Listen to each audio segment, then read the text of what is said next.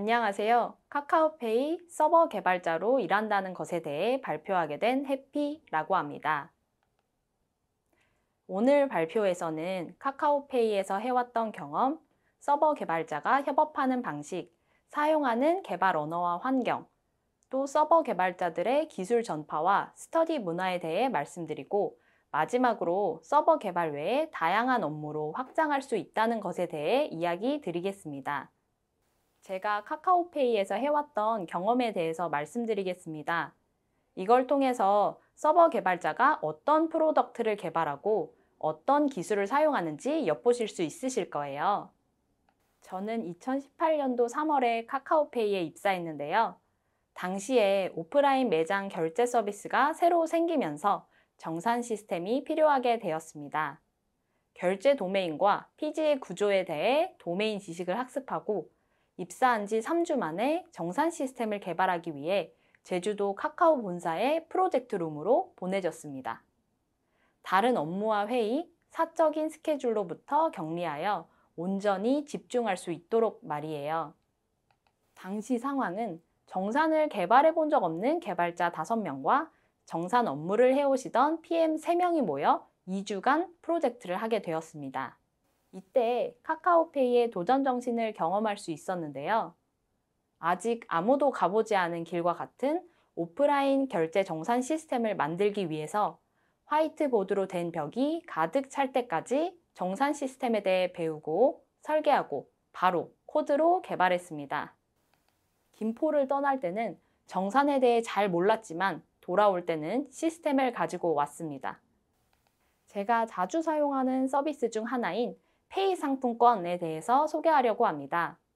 카카오톡 친구에게 상품권을 선물하고 받은 친구는 카카오페이의 모든 온라인, 오프라인 매장에서 상품권을 사용할 수 있는 서비스인데요.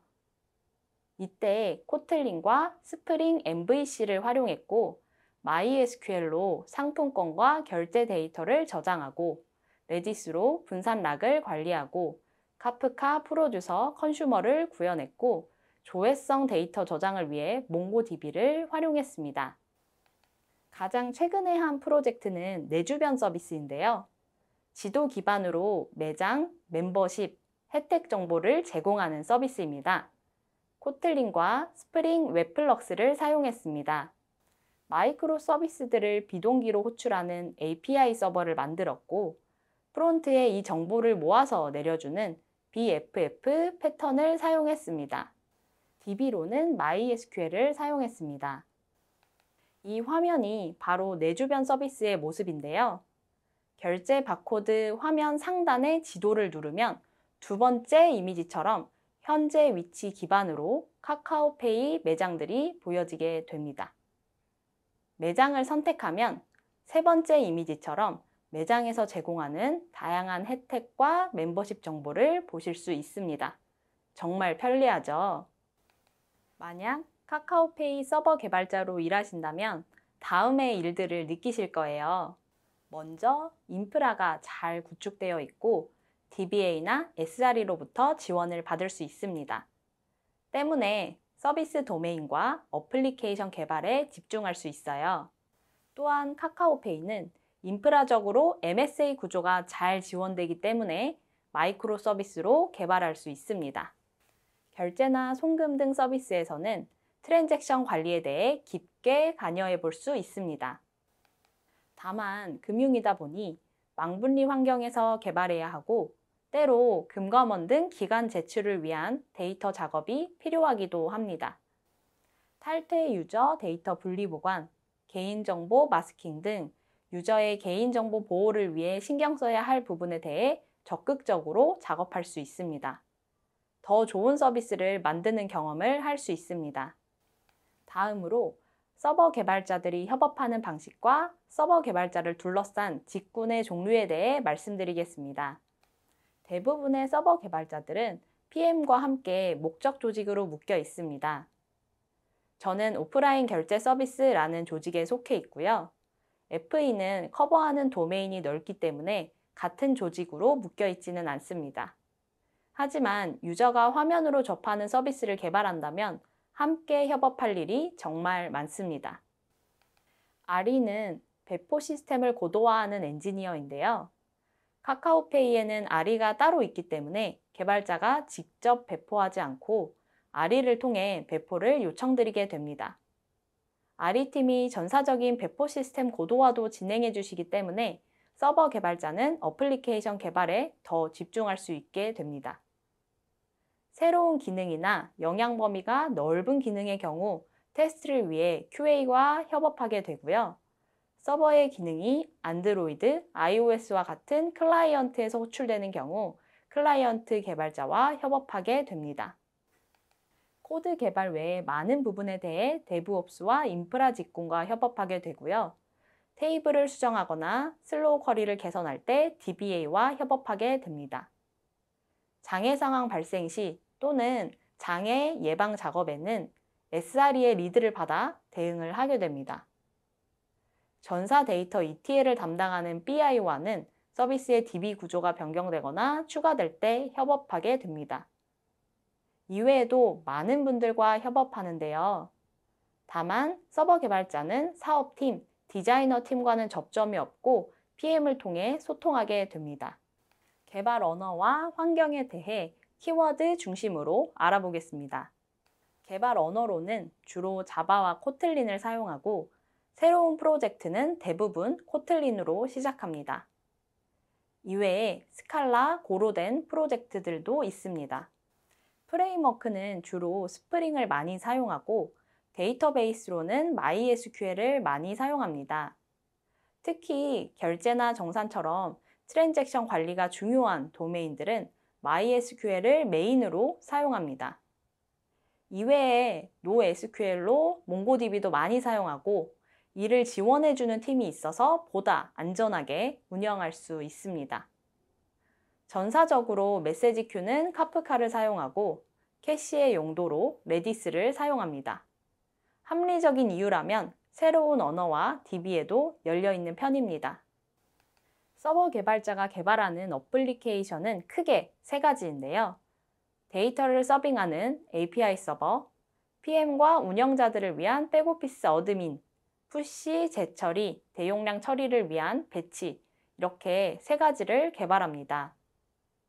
API 서버는 스프링 MVC, 스프링 웹플럭스 등을 사용하고 어드민도 스프링을 사용하는데요. 인증은 스프링 시큐리티를 활용합니다.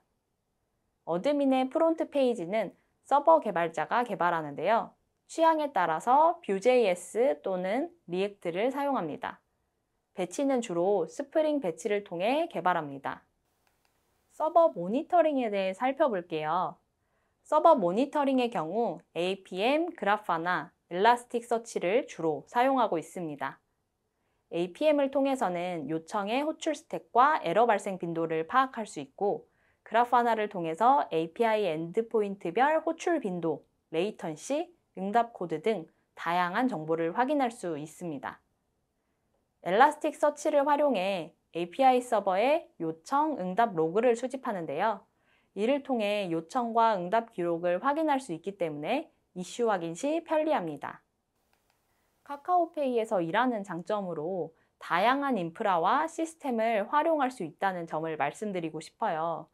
개발 환경에서 서버를 발급받고 싶을 때 크레인을 통해 서버를 생성하여 이용할 수 있습니다. API 테스트를 할 때는 T2라는 시스템을 활용하는데요. T2에서 유저 시나리오에 따라 변수를 활용해 API를 테스트할 수 있기 때문에 엔드-투-엔드 테스트를 편하게 할 수 있습니다. 성능 테스트를 할 때는 테스트랩을 사용하는데요. 테스트에 사용될 데이터를 파일로 업로드하고 부하 스케일업 방식과 시간, 가상 유저 수 등을 쉽게 설정해 테스트해 볼 수 있습니다. 서버 개발자들의 기술 전파와 스터디 문화에 대해 소개하겠습니다. 카카오페이도 기술 블로그가 활발하게 운영되고 있는데요.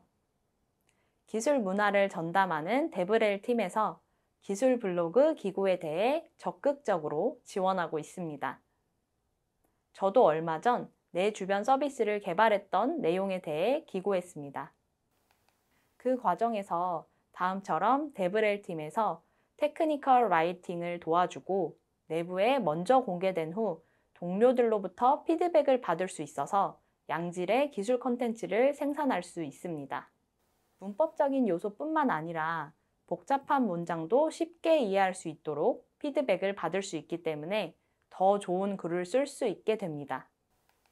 꼬꼬지는 서버 개발자들이 자발적으로 기술을 공유하는 스터디인데요. 꼬리에 꼬리를 무는 지식을 줄여 꼬꼬지라고 부릅니다. 통합 테스트, 코루틴, 이투잇 테스트, 레거시 등 다양한 주제에 대한 발표가 진행되었습니다. 이 중 청구서 레거시를 다루는 방법에 대한 발표가 인상 깊었는데요. 카카오페이 초기부터 존재한 청구서 시스템의 레거시 코드와 이를 개선하기 위한 다양한 노력에 대해 알 수 있었습니다. 이처럼 다른 서버 개발자가 개발하는 서비스들과 기술에 대해 알 수 있어서 정말 유익합니다. 카카오페이에서는 동료들끼리 스터디를 하는 문화가 자연스럽게 퍼져 있는데요. 회사에서 업무 도서 비용을 지원해주는 점도 좋은 영향을 끼치는 것 같습니다. 보시는 목록은 제가 카카오페이에서 스터디했던 책 리스트인데요. 마이크로 서비스 패턴부터 네오포제이까지 다양한 주제를 동료들과 학습했습니다. 네오포제이는 그래프 데이터베이스인데요. 도메인에 적합한 형태가 아니라 실무에 적용하지는 않았고 이외에 코틀린, DDD, 데이터 모델링 등 스터디했던 모든 책들은 개발에 적용했습니다. 동료들과 꾸준히 학습하고 이걸 제품에 반영하며 성장해 나가는 것이 카카오페이의 개발 문화인 것 같습니다. 카카오페이에서 서버 개발자는 서버 개발뿐만 아니라 다양한 영역으로 업무를 확장할 수 있습니다. 페이 상품권을 개발하면서 데이터를 기반으로 실험과 개선을 반복하는 기법인 그로스 해킹을 실무에 도입했습니다. PM과 함께 지표에 대해 토의하고 프로젝트에서 볼 수 있도록 쿼리를 통해 재플린 대시보드를 개발했습니다. API 서버, 어드민, 배치 말고도 서비스에 도움이 되는 것이라면 서버 개발자는 적극적으로 개발할 수 있습니다. 서버 개발자들은 목적 조직에 속해 있기 때문에 평소에도 쉽게 아이디어를 제안할 수 있는 환경에 속해 있습니다. 팀 내 아이디어 워크숍이 자주 열리기 때문에 이때 신규 서비스 또는 기존 서비스의 개선 방향에 대한 의견을 자유롭게 이야기할 수 있습니다. 또한 전사적으로 아이디어를 제안할 수 있는 다양한 창구가 있는데요. 아이디어 공모전이 상시로 열려 있고 상품을 주기도 합니다. 예전에 1등을 해서 30만 원 카카오페이 머니를 받았던 기억이 납니다. 서버 개발자도 할 수 있습니다. 서비스에 대한 개선점 제안, 벤치마킹 사례 공유, 사내 CBT 등 다양한 기회들이 열려 있습니다. 카카오페이의 서버 개발자로 일하며 이곳에 처음 입사했을 때와 발표를 하는 지금까지 정말 많은 성장을 해왔던 것 같아요. 정리하자면 카카오페이 서버 개발자들은 동료들과 계속해서 학습하고 협업하며 국민이 사용하는 서비스 카카오페이와 함께 성장해 나갑니다. 오늘 말씀드렸던 내용을 통해서 서버 개발자가 어떤 일을 하고 카카오페이에서는 어떻게 일하는지 궁금하셨던 분들께 도움이 되었기를 바랍니다. 마지막으로 카카오페이 서비스들에 대한 많은 관심 부탁드립니다. 지금까지 카카오페이 서버 개발자 해피였습니다.